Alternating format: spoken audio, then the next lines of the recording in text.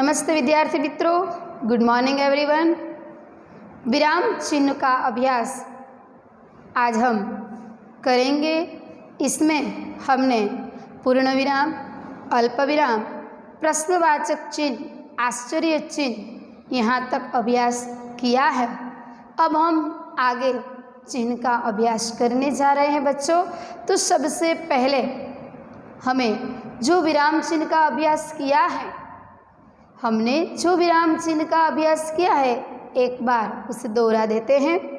तो बच्चों, हमें पूर्ण विराम,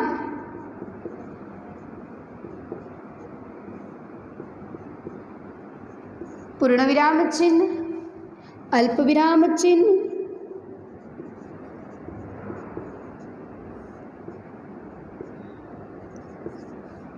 और प्रश्नवाचक चिन्ह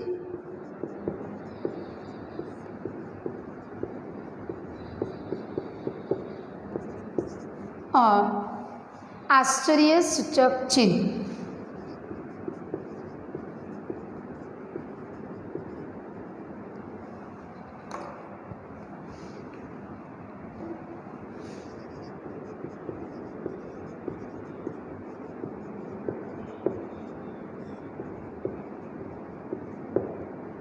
उसका अभ्यास कर लिया। तो यहाँ पर हम देखते हैं बच्चों कि पूर्ण विराम, अल्प विराम, प्रश्नवाचक और आश्चर्य सूचक। तो यह जो चिन्ह दिया गया है उसका उपयोग कहाँ पर होता है, किस तरह किया जाता है, उसके बारे में हम एक बार उसको देख लेते हैं। तो बच्चों, पूर्ण विराम चिन्ह जो है वह चिन्ह विधान पूर्ण होने के बाद, यानी कि हम कोई वाक्य लिखते हैं तो वह वाक्य जब पूर्ण होता है तब यह पूर्ण विराम चिन्ह का उपयोग होता है। अल्प विराम चिन्ह यानी कि वाक्य में थोड़ा रुकावट की ज़रूर, यानी कि रुकने का जो संकेत देता है उसे अल्प विराम चिन्ह कहा जाता है। बाद में आता है प्रश्नवाचक। तो जब किसी व्यक्ति से कोई जानकारी प्राप्त करनी हो वहाँ पर यह चिन्ह का उपयोग होता है। बाद में है आश्चर्य सूचक चिन्ह, यानी कि उसे विस्मयादि बोधक भी कहा जाता है। आश्चर्य, घृणा, सुख, दुख, यानी कि हमारे मन के भावों को प्रकट करने वाले, हमारे मन के जो भाव हैं वह प्रकट करने के लिए इस चिन्ह का उपयोग किया जाता है। बाद में बच्चों हम आज योजक चिन्ह देखते हैं। हमने कितने चिन्ह का अभ्यास किया? 4 चिन्ह का। कौन कौन सा? पूर्ण विराम, अल्प विराम, प्रश्नवाचक और आश्चर्य सूचक। आज हम योजक चिन्ह का उपयोग किस तरह किया जाता है यह देखते हैं। योजक चिन्ह, तो योजक चिन्ह यानी कि छोटी ऐसी लाइन होती है। योजक चिन्ह का उपयोग किस तरह किया जाता है, कहाँ पर किया जाता है? तो योजक चिन्ह का उपयोग सामासिक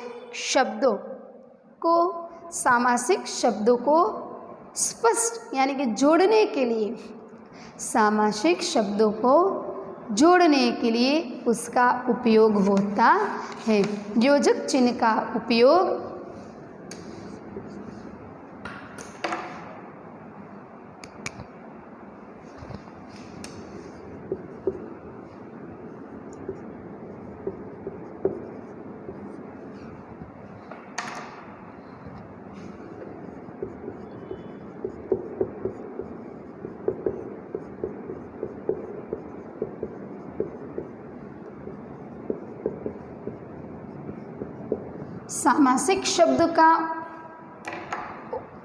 सामासिक शब्द को जोड़ने के लिए योजक चिन्ह का उपयोग होता है। यानी कि हम देखते हैं सामासिक शब्द किसे कहते हैं? जो उसके साथ सुख, दुख, माता, पिता, फल, फूल जो साथ में लिखा जाता है सुख दुख, फूल फल, माता पिता, ऐसे जो शब्द बताए जाते हैं देश विदेश, वहाँ पर यह चिन्ह यानी कि योजक चिन्ह का उपयोग होता है। यानी कि हम देखते हैं कि सबके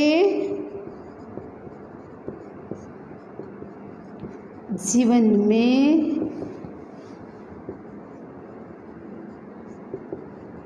सुख दुख आते हैं। तो यहाँ पर जो हुआ वह यहाँ पर हम देखते हैं कि किस चिन्ह का उपयोग किया, योजक चिन्ह। माता पिता हमारे धरती पर के भगवान हैं। तो यहाँ पर माता पिता, जहाँ पर सामासिक शब्दों का उपयोग होता है वहाँ पर योजक चिन्ह का उपयोग किया जाता। बाद बच्चों आता है निर्देशक चिन्ह। कौन सा चिन्ह आता है? निर्देशक।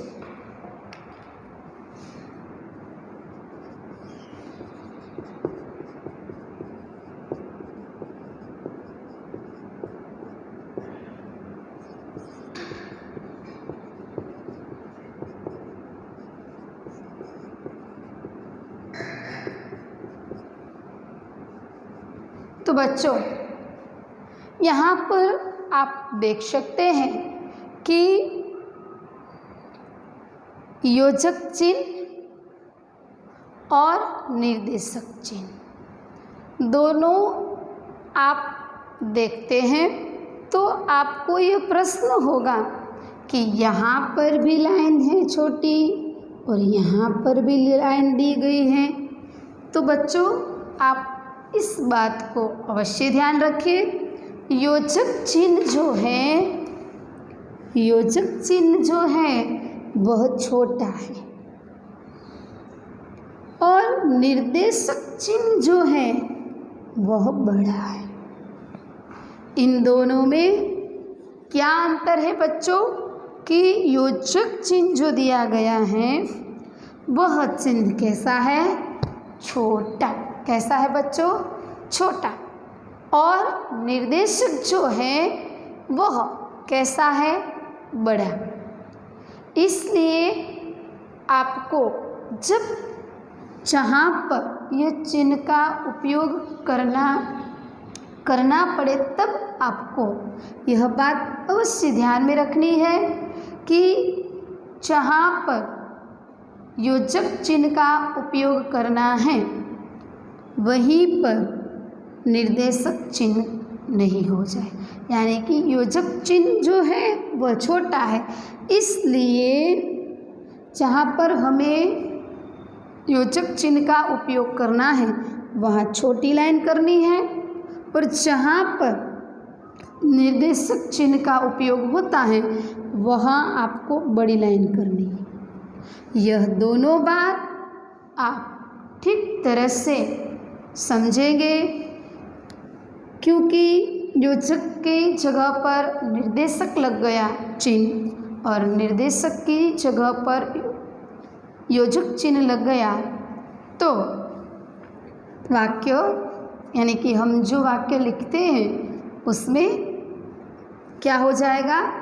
अर्थ का अनर्थ होता है क्योंकि निर्देशक का बड़ा चिन्ह होता है। तो यहाँ पर हम लिखते हैं कि राम और माता पिता हमारे भगवान हैं। तो यहाँ हम लिखते हैं माता पिता हमारा भगवान है। तो यहाँ पर कैसा चिन्ह है? छोटा है। पर हमें ऐसा कर दिया तो उसका अर्थ बच्चों क्या हो जाएगा? माता निर्देश करती है, पिता भगवान है, ऐसा होगा ना। देखा आपने बच्चों कि यहाँ पर चिन्ह एक की जगह दूजा और दूसरे की जगह एक लग गया तो वाक्य में अर्थ बदल सकता है। इसलिए बच्चों आपको यह बात अवश्य ध्यान में रखनी है। तो अब हम देखते हैं कि निर्देशक चिन्ह किसे कहा जाता है। निर्देशक चिन्ह का प्रयोग वाक्य में कहाँ पर होता है? निर्देशक चिन्ह का प्रयोग वाक्य में बात को स्पष्ट करने के लिए होता है।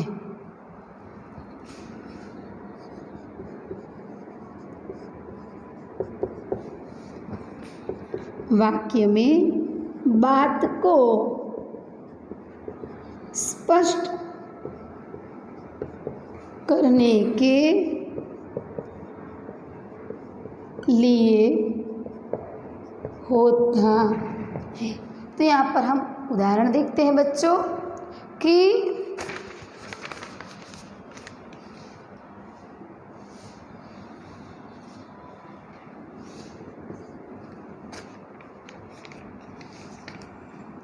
राम के 2 पुत्र थे, लव और कुश। दूसरा वाक्य हम देखते हैं,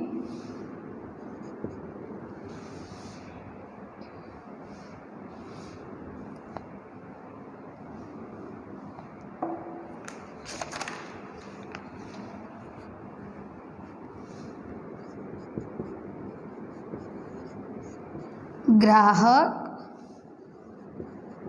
इस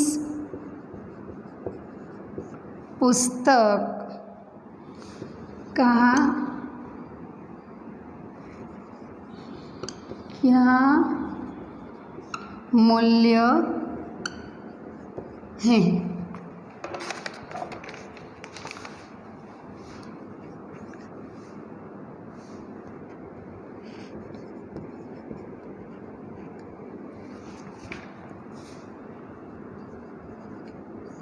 दशरथ राजा को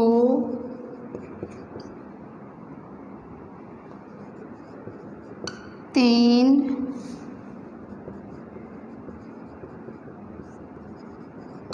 रानियां थीं।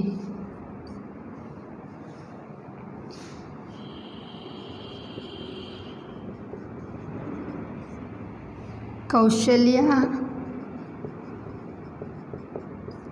सुमित्रा और कैकेयी। यहाँ पर हम उदाहरण के तौर पर देखते हैं बच्चों, निर्देशक चिन्ह वाक्य में बात को स्पष्ट करने के लिए होता है। तो यहाँ पर हम देख सकते हैं कि राम के 2 पुत्र थे, लव और कुश।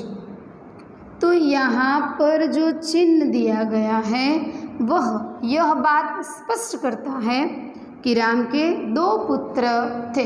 कौन कौन? तो लव और कुश। ग्राहक वह यह बात स्पष्ट करता है कि यह बात ग्राहक ने ही की है, ग्राहक ने ही बताई है।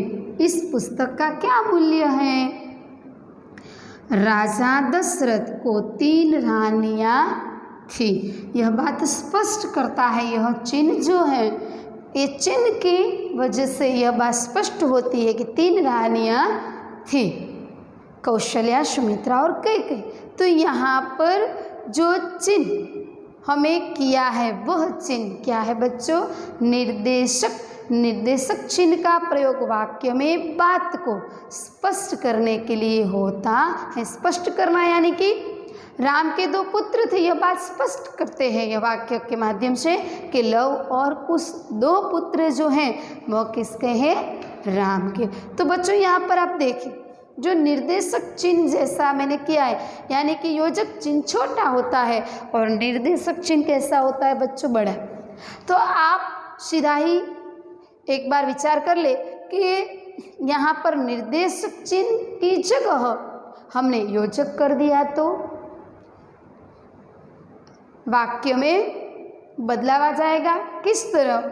इसका उपयोग तो दो सामासिक शब्दों के लिए होता है, तो लव और थे के बीच ये चिन्ह आएगा तो इन दोनों में कुछ सामासिक भाव ही नहीं, यानी कि समान अक्षर दिखाई नहीं देते, जो बोलने में उच्चारण के समय हमें समान दिखाता है, तो ऐसा तो कुछ दिखाई नहीं देता है।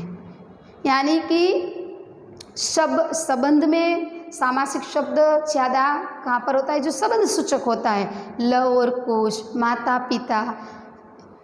तो यहाँ पर लव और थे ये कोई संबंध सूचक शब्द नहीं है, तो सीधा ही हम देख सकते हैं बच्चों कि योजक चिन्ह की जगह निर्देशक आ गया और निर्देशक की जगह योजक आ गया तो वाक्य का अर्थ बदल जाता है। तो आपको यह दोनों बात में जो भेद है, यानी कि छोटे और बड़े का, वह आपको ठीक तरह से पता चल गया होगा। अब हम आगे के चिन्ह को देखते हैं।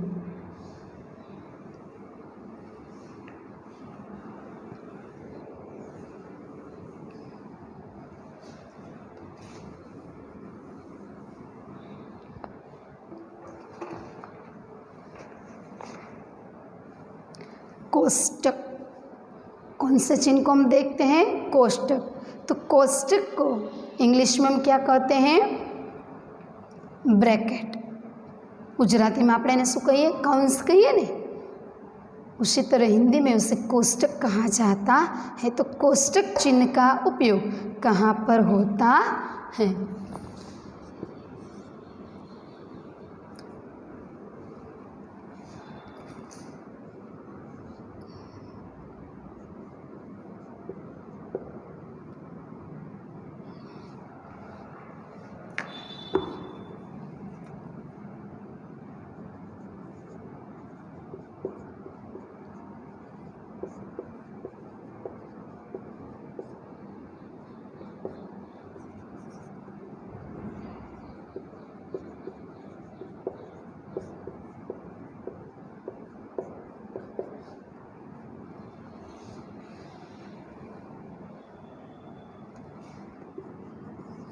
अब हम आगे के चिन्ह को देखते हैं।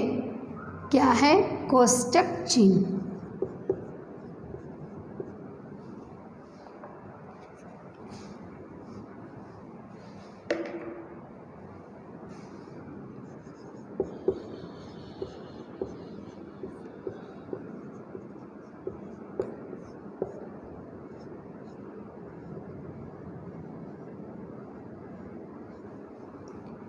तो कोष्टक चिन्ह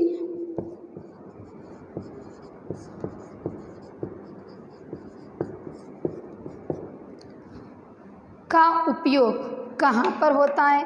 तो किसी शब्द के अर्थ को स्पष्ट करने के लिए कहाँ पर होता है?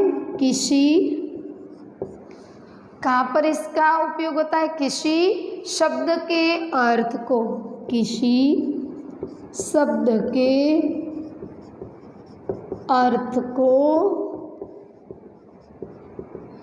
स्पष्ट करने के लिए कहाँ पर होता है बच्चों? किसी शब्द के अर्थ को स्पष्ट करने के लिए कोष्टक का उपयोग होता है। यानी कि कोई शब्द ऐसा होता है उसका अर्थ शायद पता नहीं हो, तो उस शब्द को कोष्टक में रख देने से पता चल जाता है कि यह जो शब्द दिया गया है उसका अर्थ ऐसा होता है। हम देखते हैं उसको कि आपके पाठ्य पुस्तक में लिखा है, देखो आप, अध्ययन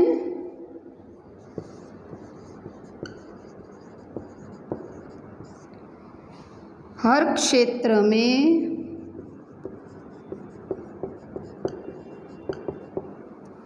लाभ देता है। तो बच्चों आपने देखा यहाँ पर अध्ययन हर क्षेत्र में लाभ देता है। तो अध्ययन यानी कि अध्ययन का अर्थ क्या होता है? पढ़ना। क्या होता है? पढ़ना। तो यह शब्द जो दिया गया है यह शब्द का अर्थ क्या होता है? पढ़ना। क्या होता है? पढ़ना। यानी कि किसी शब्द के अर्थ को, अध्ययन जो शब्द दिया गया है उसका अर्थ क्या होता है? पढ़ना। किसी शब्द को स्पष्ट करने के लिए जो शब्द रखा जाता है, किस में रखा जाता है? कोष्टक में। उसका अर्थ जो बताता है उस शब्द को किस में रखा जाता है? कोष्टक में। यानी कि वहाँ पर इस चिन्ह का अर्थ को स्पष्ट करने के लिए जो चिन्ह का उपयोग होता है उसे क्या कहा जाता है बच्चों? कोष्टक। क्या कहा जाता है? कोष्टक। अब हम अगले चिन्ह की ओर चलते हैं। कौन सा चिन्ह है अगला? इकहरा अवतरण चिन्ह। कौन सा है? अवतरण चिन्ह। अवतरण चिन्ह यानी कि हम उसे इंग्लिश में क्या कहते हैं बच्चों? Invited comma. એવું કહીએ છીએ ને, ગુજરાતીમાં અવતરણ ચિહ્ન કહીએ, हिंदी में भी अवतरण चिन्ह कहा जाता है। तो अंग्रेजी में हम क्या कहते हैं? Invited comma. इसमें आप देख सकते हैं कि इन जो अवतरण चिन्ह होता है उस अवतरण चिन्ह में इकहरा और दोहरा ऐसा आता है।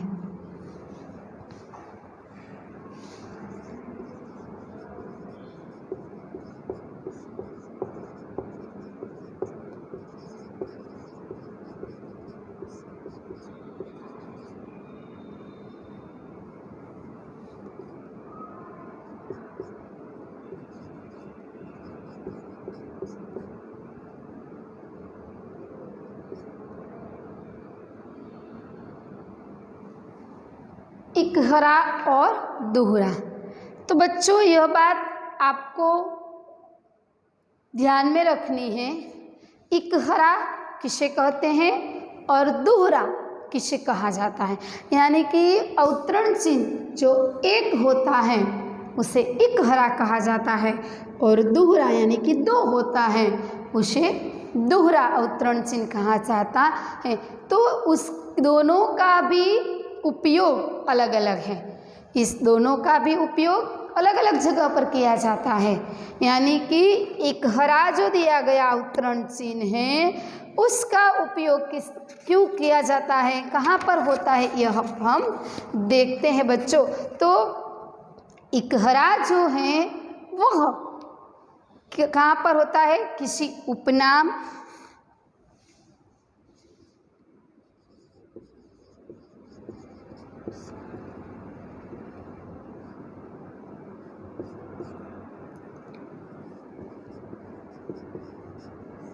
कोई उपनाम होता है, रचना, या कोई पुस्तक का नाम होता है, कोई पुस्तक का शीर्षक होता है, पुस्तक या कोई कथा कहानी का शीर्षक होता है। आदि जगह पर इकहरा क्या आता है? अवतरण चिन्ह। क्या आता है? अवतरण चिन्ह। यानी कि हम देखते हैं कि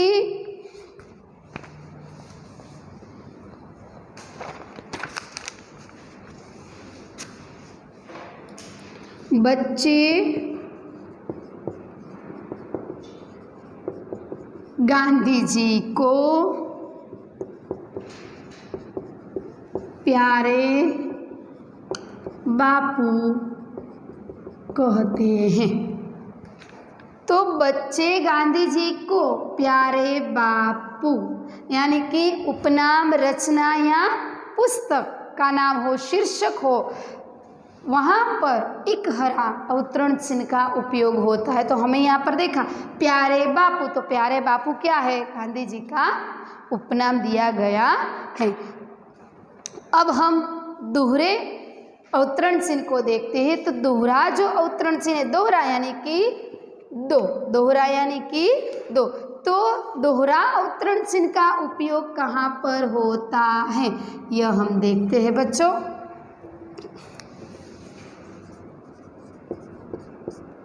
दोहरा क्या है? दोहरा। तो दोहरा कहाँ पर होता है? किसी व्यक्ति के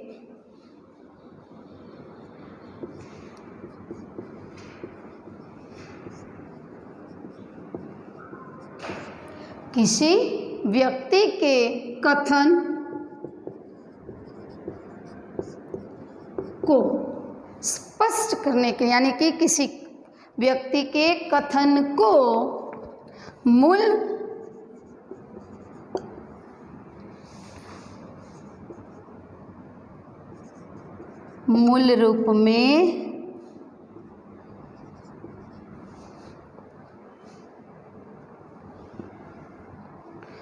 रूप में उद्धरण चिन्ह का प्रयोग, यानी कि उद्धृत करने के लिए क्या है? उद्धृत करने के लिए दोहरे